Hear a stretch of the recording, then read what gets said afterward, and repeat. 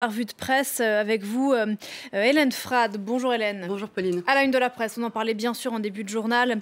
La commémoration aujourd'hui au Liban de la double explosion du port de Beyrouth il y a un an, c'était le 4 août 2020.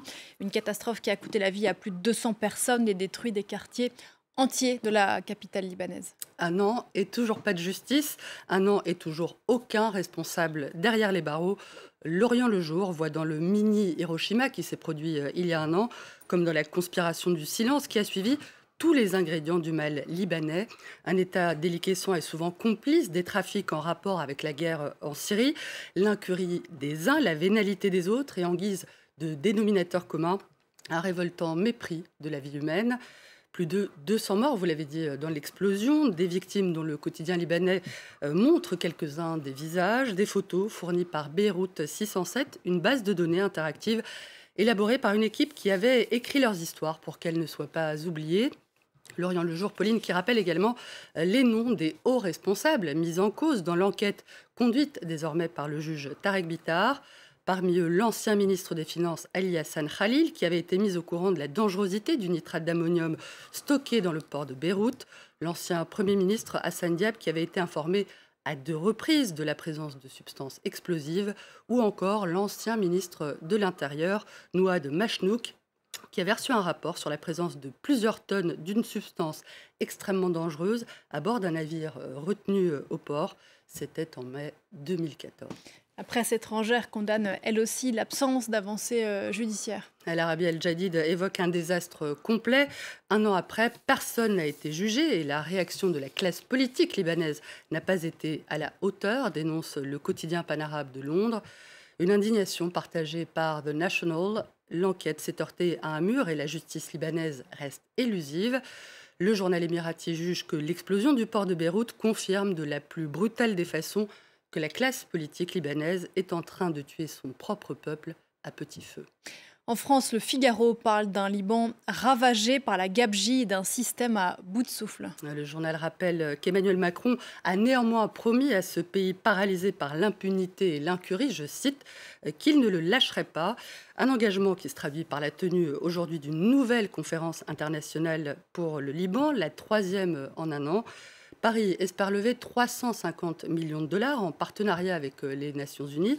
Mais d'après le Figaro, il s'agit cette fois d'une aide d'urgence pour répondre aux besoins en eau, santé et éducation, et non d'une aide structurelle qui reste conditionnée à la formation d'un gouvernement capable d'engager des réformes de fond.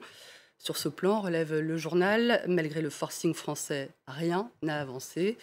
Aux États-Unis, l'activisme d'Emmanuel Macron laisse d'ailleurs passablement sceptique The Washington Post.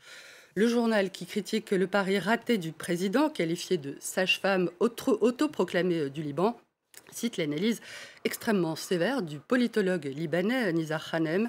L'intervention française n'a fait que permettre à l'élite politique libanaise de gagner le temps nécessaire pour tuer dans l'œuf l'élan de protestation qui avait émergé après les explosions.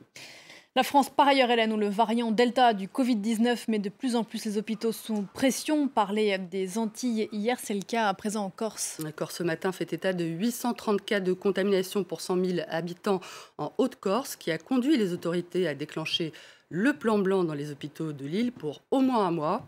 Ce plan permet notamment, Pauline, de rappeler des soignants en congé, de déprogrammer des opérations et d'ouvrir des lits supplémentaires. Alors que la situation sanitaire se dégrade, la polémique sur la vérification à partir du 9 août des passes sanitaires par les commerçants continue elle aussi d'enfler.